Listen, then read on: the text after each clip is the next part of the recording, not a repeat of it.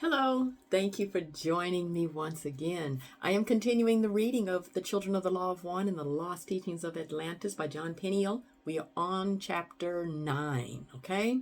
Thank you for all the new subscribers. Thank you for hitting the like button. And if you have not subscribed, now would be a great time to do so. So let's continue the reading, okay?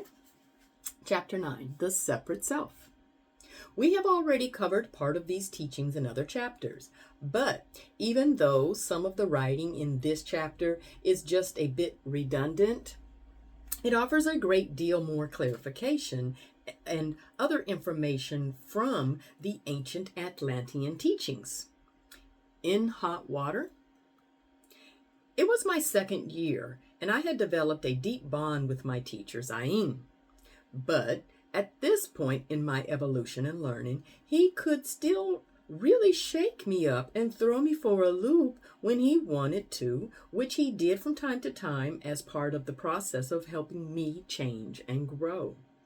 Obviously, he decided I needed to consider changing something about myself or understanding something I was not really getting, because one day he stopped me on the way to the hot pool and said quite sternly and loudly in his intensity mode, "Have you ever asked this about your life or the world in general? Why so much suffering and destruction?" I was just on my way. He had that intense fire in his eyes. I had hesitated for a moment, trying to think of what to say or do. Then I decided I'd better just simply answer his question. I struggled past being stunned for a moment so I could actually think about his question before I answered. We just stood there a while. He waited for my answer. Then it finally came out after a few seconds that seemed like years. "Yes, of course I have, Father.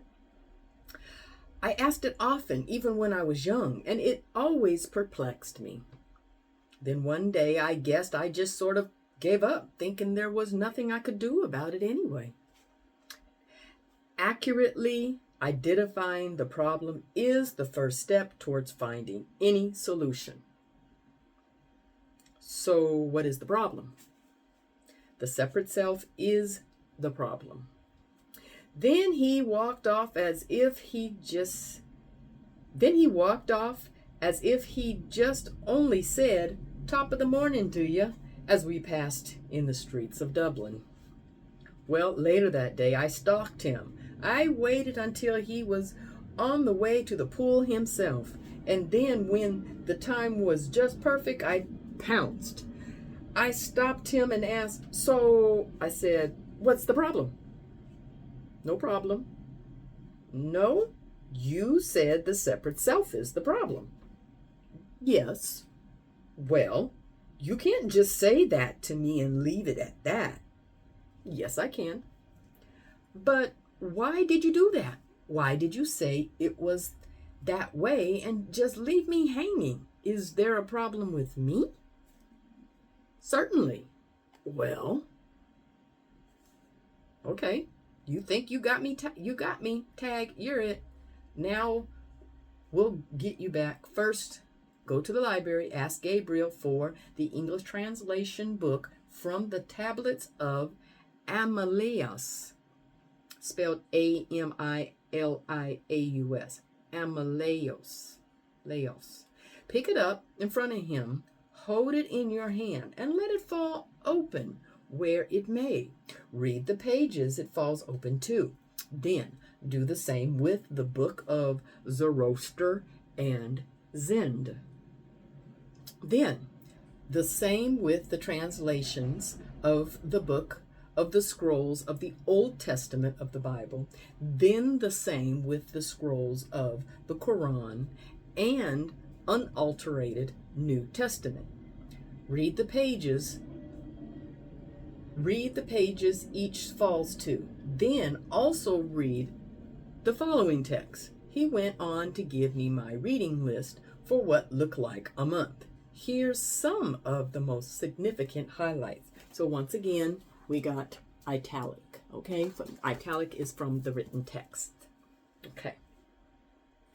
The spiritual self came to be as the one divided within itself, created them were infinite multiplicities of the one. Still one with the one, consciousness of oneness remained. Separate self-consciousness came to be.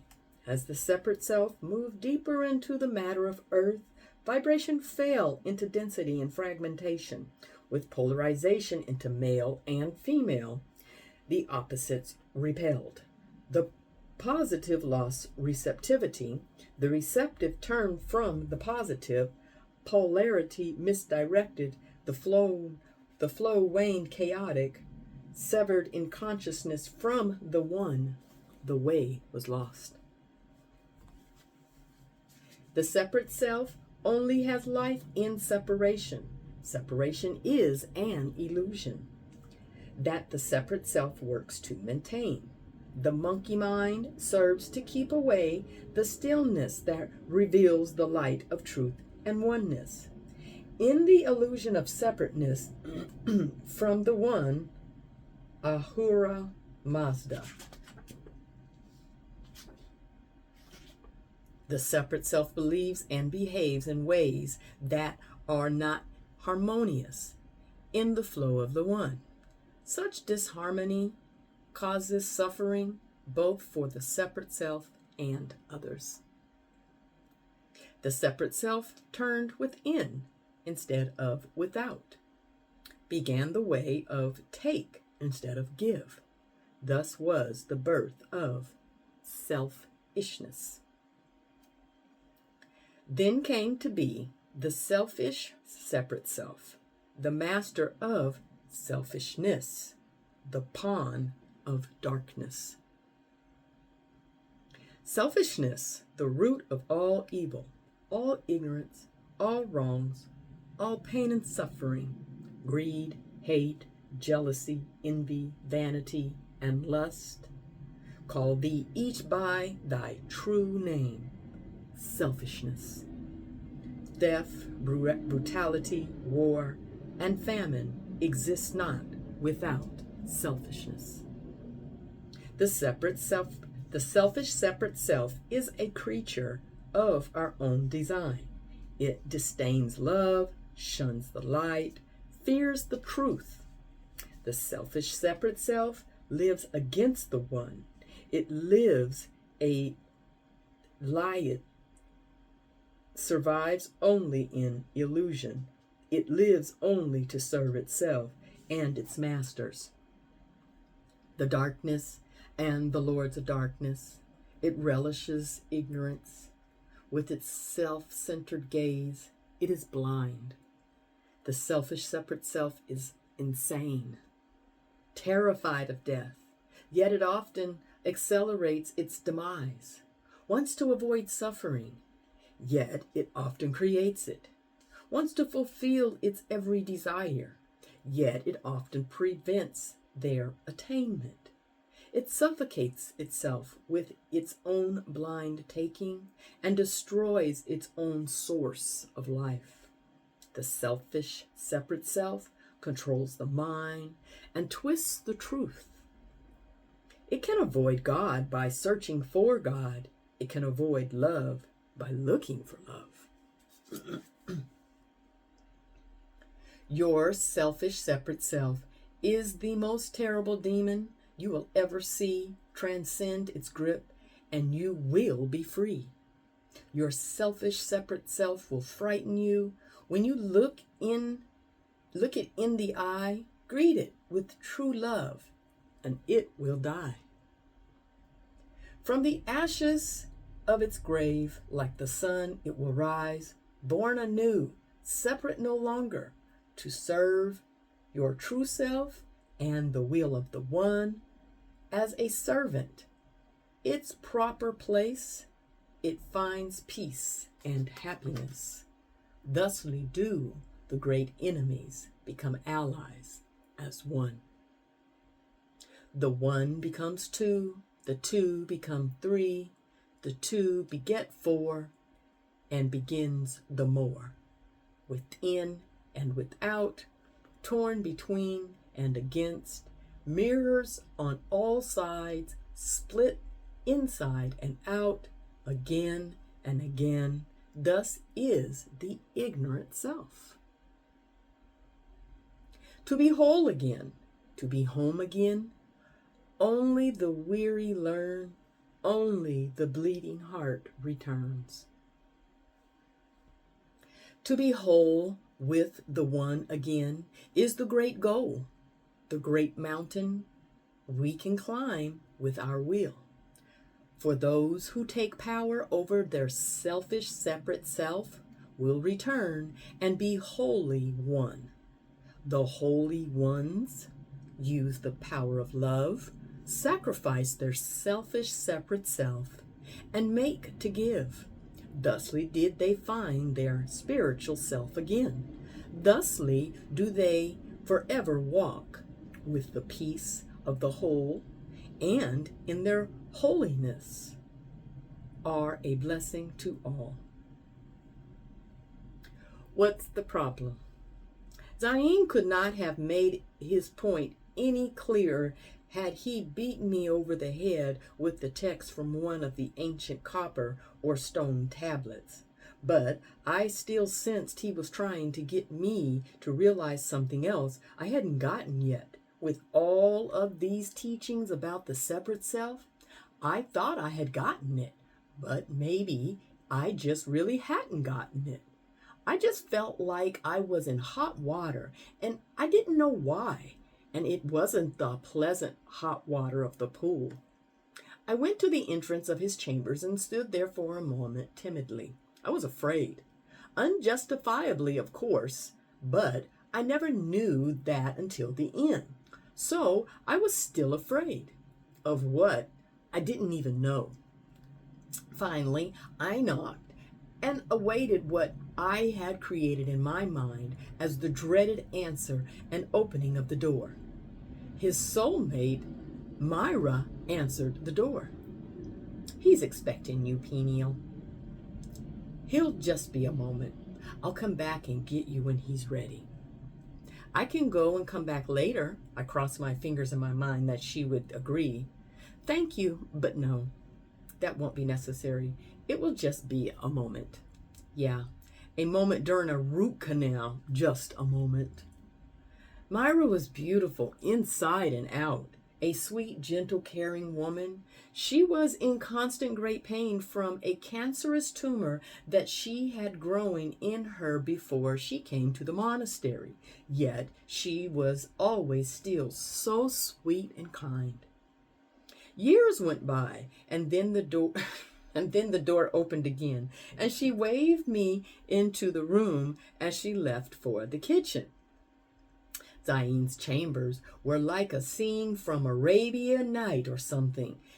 It always put me on the edge of having past life memories somehow. There were embroidered silk brocades and chiffons artfully draped throughout the room, covering the walls and hanging from the ceiling also. It wasn't that it was opulent, really. They were all natural fabrics, traded for cheaply and easily placed for anyone with a good interior decorator sense from 600 BC. But it felt so opulent anyway. Sitting pillows were everywhere, and a half a dozen sleeping mats lined one wall. He had a single chair, which he usually only sat in when formally teaching or lecturing. Today, he was sitting in his chair. How is she doing? I asked, inquiring about Mira's cancer. Fine. She has been eating nothing but mangoes for 3 weeks now, and does not like the sight of them anymore. But it will cure her cancer along with the energy work we are doing. I was quite nervous and tried to say something important. We are fortunate to have our own trees. It is not fortune. Don't you realize they are here for a reason? Oh boy, stupid thing to say, I thought to myself. I shifted from that blooper quickly and tried to recover the fumble by just going on as if nothing was said. She seems in good spirits. She knows it is working and won't be long now. I couldn't stand it any longer. I had to get blunt. Father, what is the problem with me? Why are you having me read all these texts on the separate self? Because you need to. Well, I understand that, but I think I get the point. You have a huge ego, Peniel. You think you are humble, you think you have inner peace, you think you are kind and unviolating to others, but in reality, you lack it all. You think you get the point, but you really don't. I was nailed to the wall by his words. I didn't know what to say, think, or do. It was very upsetting, to say the least, to think that I was not what I thought I had always been, and that I had not accomplished what I thought I did. As my mind spun, he went on. Not that a big ego is bad. It is actually good in a way. It just needs to be in the service of God.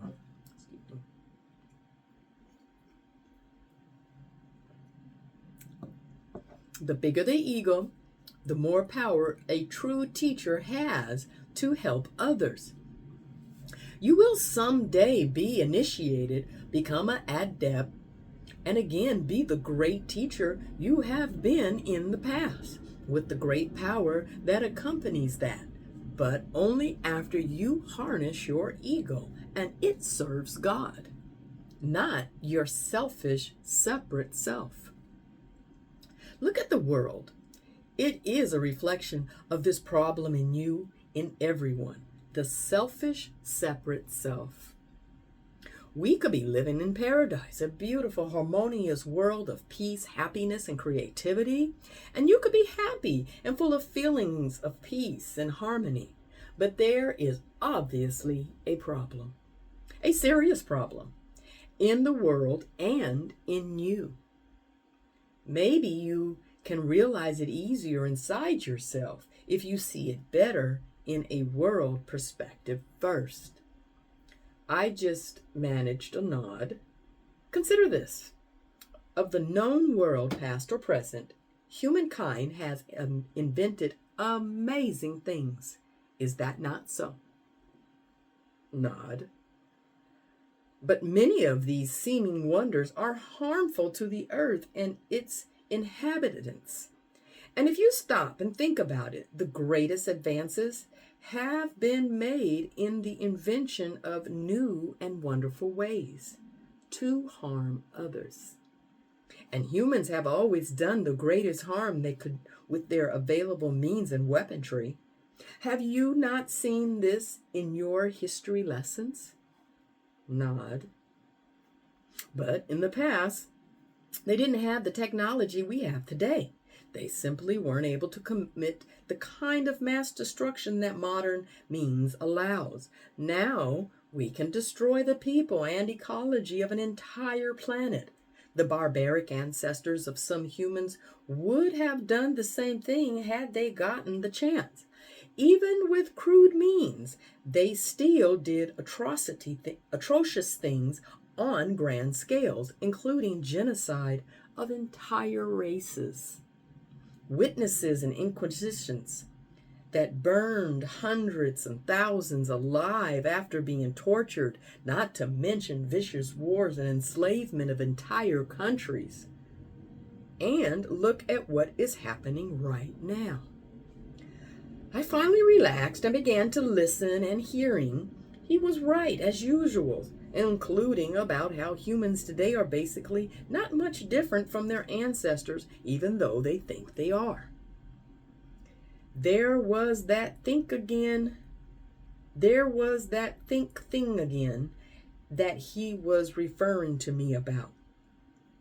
All the violence, destruction, and inhumanity had just gone more underground, become more controlled, and media controlled. I thought to myself not long ago, my father fought in World War II when Hitler waged his mass destruction and cruel genocides. It was big news. It's over and gone, right? That kind of thing isn't going on in the world anymore, right? Wrong. Dead wrong. Zayn was right.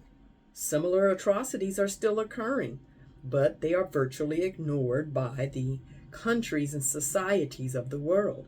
Can you imagine having a 9-month baby cut out of your womb by a soldier's filthy bayonet because they don't want your race to continue? People all over the world are still being routinely suppressed in virtual slavery. The major powers of the world are undergoing economic and social disintegration. Crime and hatred actually are on the rise and grow daily. And if you think torture is passé or hasn't kept up with technology, just check with Amnesty International. Like Zayn said, modern humankind has the unique capability of total annihilation. Advanced weapons of all kinds, including biological, chemical, nuclear, and particle beam devices, allow war to be waged on a scale that dwarfs anything in the past and have the capability to destroy much more than just human life. It could destroy most life on Earth. And he was right. They have never developed a weapon that went unused. But warfare directed at other people is not the only means humans now have to achieve total annihilation. Humans have waged a sort of war on animals also, wiping out entire species for direct profit or as a side effort for other ventures. They have waged war on nature also, wiping out great forests, killing oceans and the creatures there, creating holes in the atmosphere, and ultimately forcing the extinction of species at an incredible rate. I think the last time I heard it was something like 180 species per day, depending on the statistics you use. The imbalance created by humans have affected everything on Earth. Now, new mutant diseases are on the loose. Climatic changes are beginning to alter the environment with floods and droughts that will soon cause famine, as weather makes food growing difficult to impossible. Scientists have now discovered that many animals, including some fish, are being born neither male or female. That means that this will be the last generation for many species. Human male sperm count is down 40% since World War II.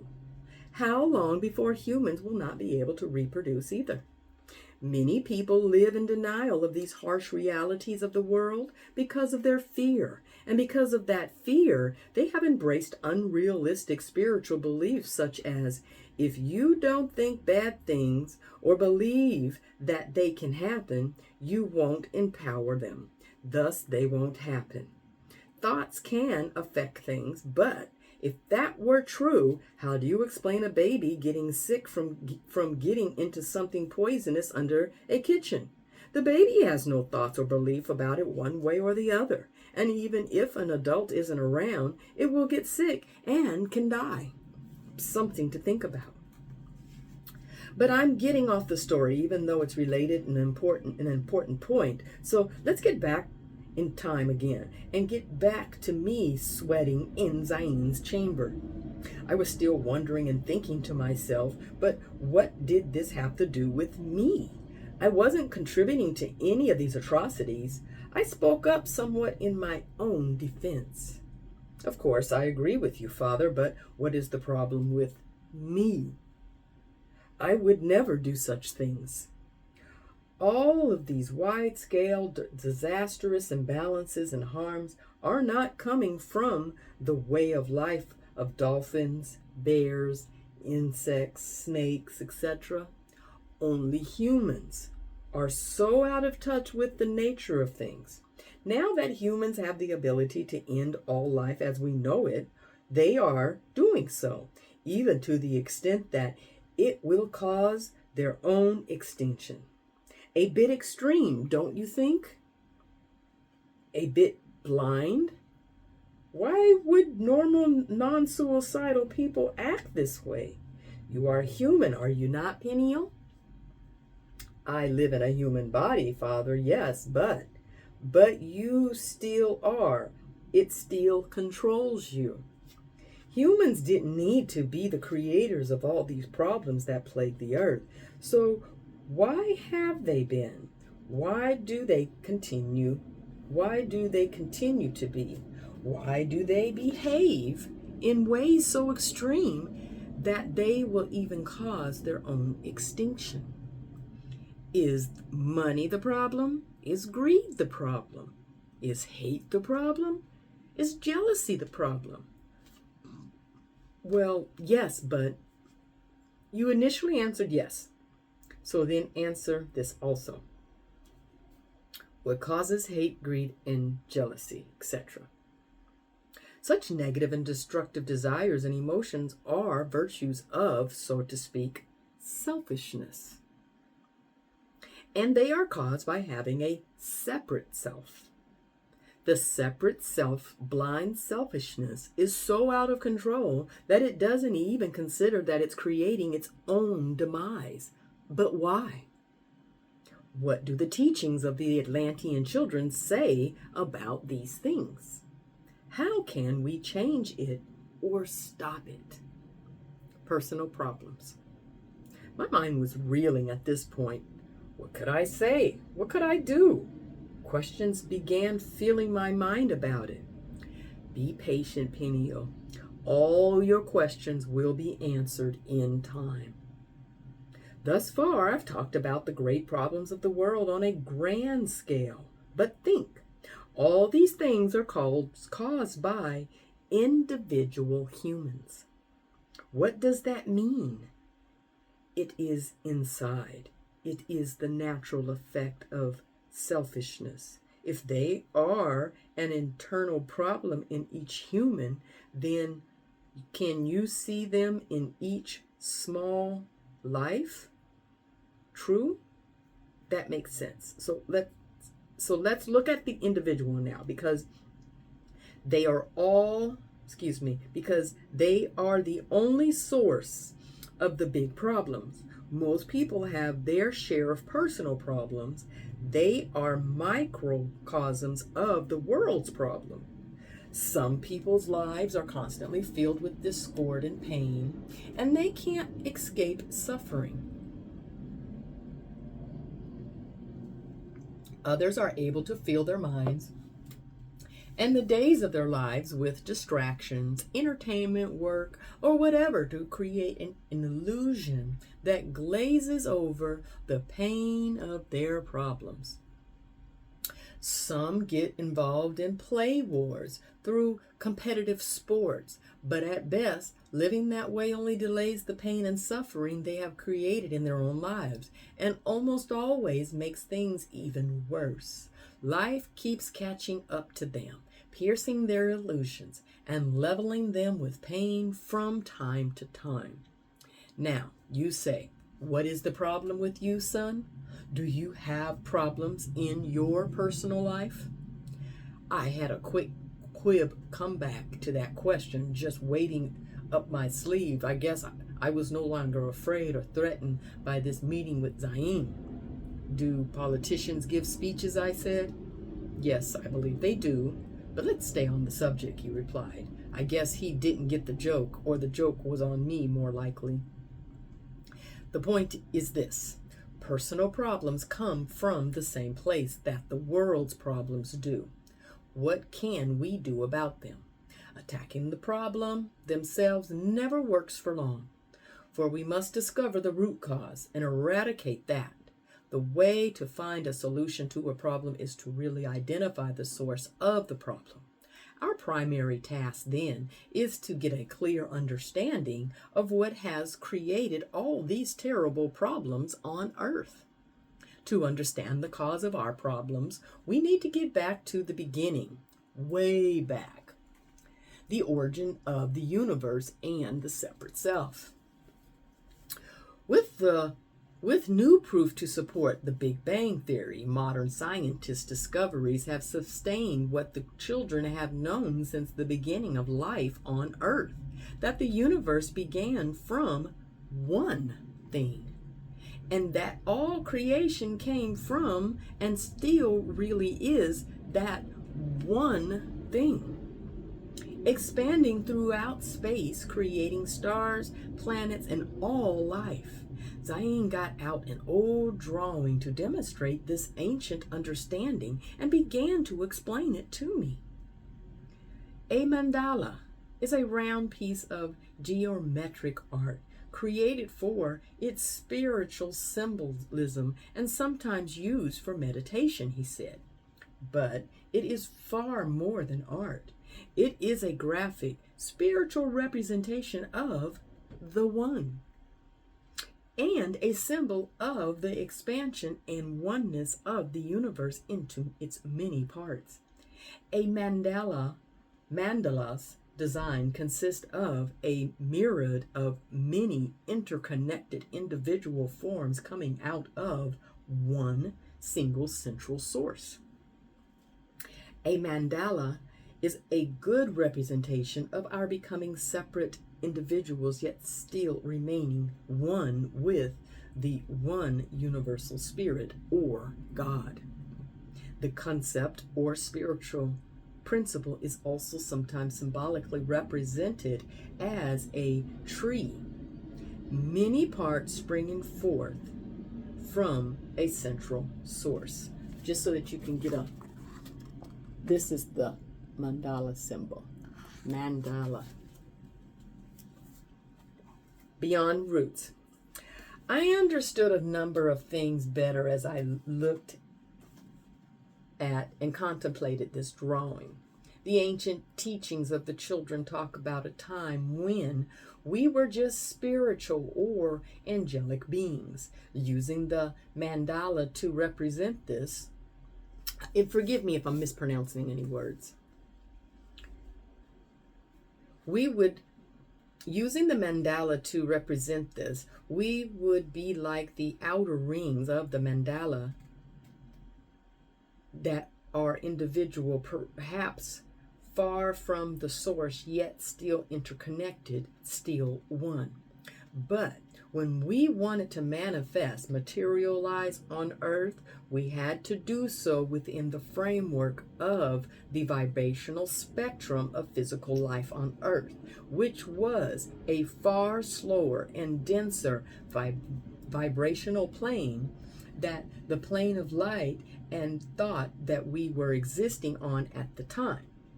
The nature of the spectrum of the physical life on earth is a myriad of individual forms, far more elaborate than we can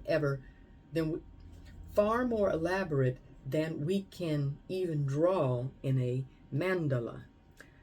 It also involves dichotometric separation, the splitting of one thing into two parts with the opposing polarities. Many of the things that exist in this earth plane reflect the dichotometric separation. Examples: temperature is one constant, yet it is manifested to us as seemingly polar opposites, hot and cold. Lighting and electricity involve positive and negative polar opposite charges. There are a great variety of animal species, each with polar opposite sexes, male and female. There are two sides and polar opposites to almost everything in one way or another. Thus, our manifesting on earth required individual forms and dichotometric separation, which to us meant a great deal, which I will explain in a moment. But aren't the polarities universal law anyway? Why would coming into the earth plane make that any different or turn it into a problem? Excuse me. The polarities outside this plane are in harmony, connected, flowing as one. Thus they are one, not separate. They only become polarities when They separate from their connection, which is a never-ending flow in one direction. As I said, in coming into this material world, we needed to manifest in individual forms and lower our vibration to match the environment. Like water vapor, whose molecules must vibrationally slow down and get more dense in order to become ice, we lowered our vibration, slowed our vibration until we achieved our goal. And as we manifested physically, the greater the depth of integration into the physical plane, our consciousness became more and more limited rather than universal, and the greater was the separation from the one. This also created greater separation within ourselves and separate polarization without the right connection, the right order of flow. Do you know what happens if you put batteries in backwards, or if you touch electrical wires to each other the wrong way? Well, I know I've done it, and either things don't work or sparks fly, and you can even cause explosions and fires. Humans live that way. When we entered this plane of dualities and polar opposite, we changed greatly from our previous spirit forms. We were no longer angelic beings with self-contained energy flows. Our internal male and female elements had once been so fully integrated that there was not even a concept of male or female. But with the manifestation into the physical plane, these elements dichotomized, dividing into male and female polar opposite parts, now soulmates. Eventually, as we manifested deeply into the dichotometric material planes, we physically became separate male and female beings. The dichotomy affected each male and female being even further and in many ways. Our previously integrated mind with logic/intellect and intuition/emotion, functioning as one within the one, became left and right hemispheres of the brain that divided logic and intuition. The minds of these male and female female selves became dominant by either logic/intellect or intuition/emotion.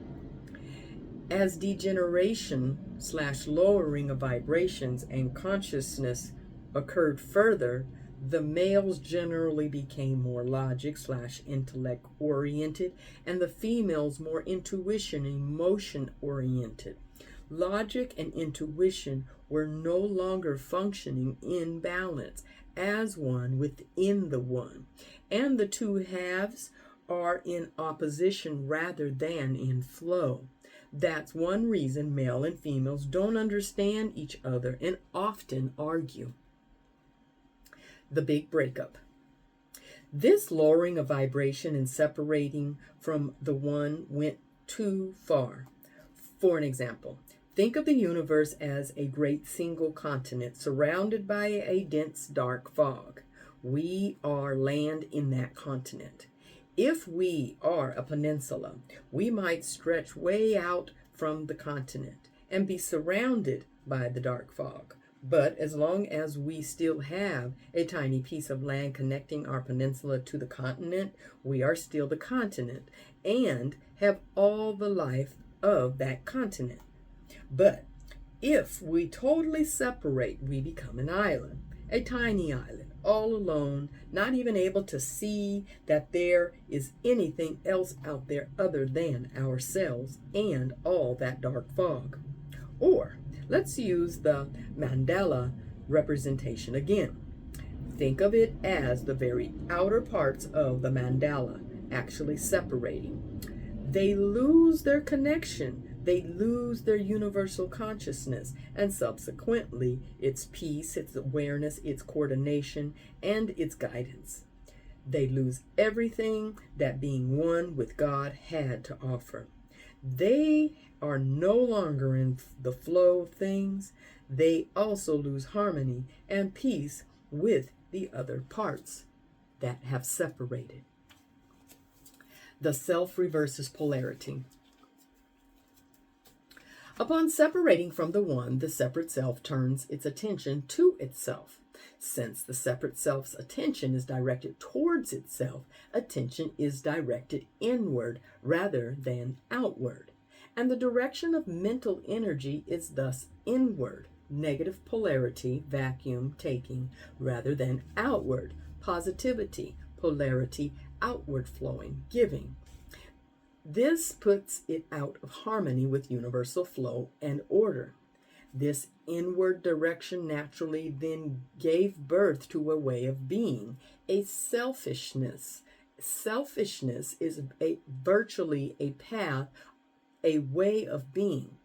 It is the way of being, taking.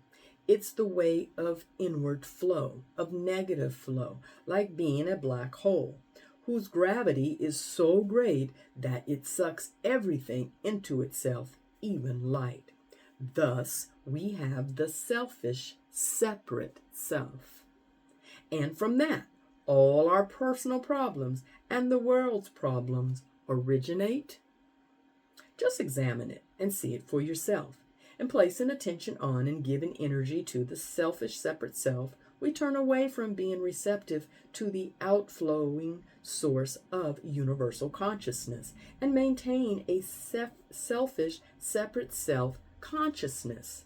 Self-indulgence is then simply the natural outcome, the natural order of things once the selfish separate self has established itself with its own consciousness and the individual's focus and attention feed that consciousness. It has lost awareness of its connection with its spiritual nature and thusly the universal spirit and universal consciousness. I understand, but why is it so hard for people to see and change? Seeing is one thing, changing is another. In so becoming cut off from the universal spirit, the source of creation, humanity has become blind in a sense, no longer aware that we are all one. People act as the negative polarity. They look to take and get rather than give, as is the way of the positive polarity. It's look out for number one rather than a love thy neighbor approach to thy brothers and sisters. This negative, selfish way of being creates more negativity, pain, and suffering for all, including the separate self. What went so wrong? Exactly how did this all happen? Since all the matter, all the stuff of the universe is in reality one stuff, nothing can truly be separate from the one universe. But humans gradually became separate from the one as far as their awareness, their consciousness was concerned. It's as if mirrored walls surrounded each individual self. All each self primarily saw all the time was itself, and everything else it saw had to first be reflected in the mirror of the separate self. This gave birth to an illusion, a belief that they were indeed separate, which gave birth to a new kind of total separate self identity. This is where human consciousness still is today. So this is what you're saying my problem is and what I need to deal with so badly right now. Does it not exist in only you? You think you are it. You think you are the separate self. The separate identity naturally has primary awarenesses of itself. After all, it lives in a room full of mirrors. Its focus is on itself. Its attention is on itself. It is thus self-centered. Each self actually has the notion that it is the center of the universe. Don't you? People won't admit it naturally, but it's everything you see, feel, and think reflected off the mirror of yourself. Don't you always relate everything that happens around you to how it affects you? It's only natural unless you have universal consciousness. This is even affecting how you are functioning as a member of this monastery. I don't understand. Have I done something wrong? Of course. How could it be any other way with your present but limited consciousness? But I understand that. That is not the issue now. That is not the big picture I want you to get first, that you are still not getting. Think for a moment. What kind of problems there would be if the member of a football team no longer had team consciousness, group consciousness, no coordination, no guidance from a central source, not even any awareness of what the other players were going to do each play. And what if they weren't even in harmony with their team in general and would sometimes play for the opposing team? And then add selfishness into the factor. Each player considered themselves the most important player in the world, wanted to be the star, wanted all the attention, with no real concern as to whether the entire team would win. Or what if the members of an orchestra were unaware of what the other players were playing and didn't even care? Take these kinds of problems to a far greater level, to a team so large it encompasses everything in the universe. That gives you just some idea of how bad having a lack of universal consciousness is.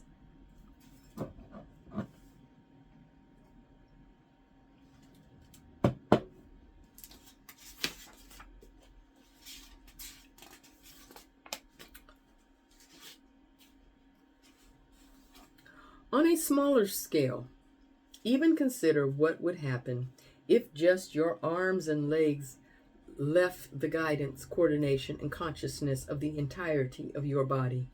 Then they got their own identity and developed selfish separate selves.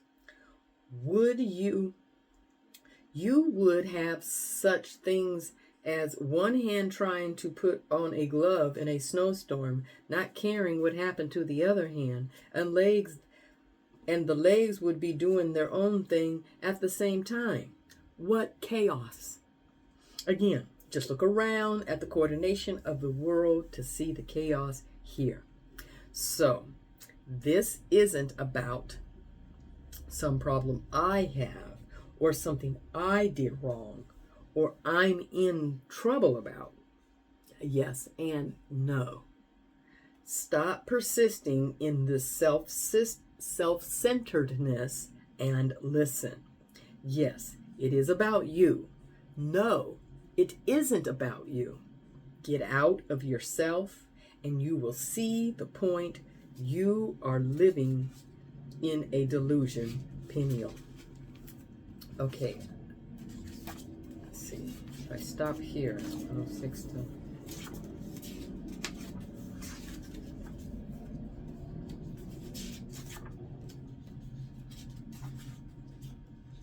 I'll stop there. So I'm stop at page 118, and so it'll be chapter 9, part 1 of what we just read. Okay, thank you for listening. This is such a wonderful journey that I'm on, and I hope that you are enjoying this journey with me. Please subscribe, like, and share. If you have not, spread the message. Pick up the book for yourself. Read it, reread it. It is amazing. I'm sure you have already realized. So thank you once again. And until then, have the most benevolent day.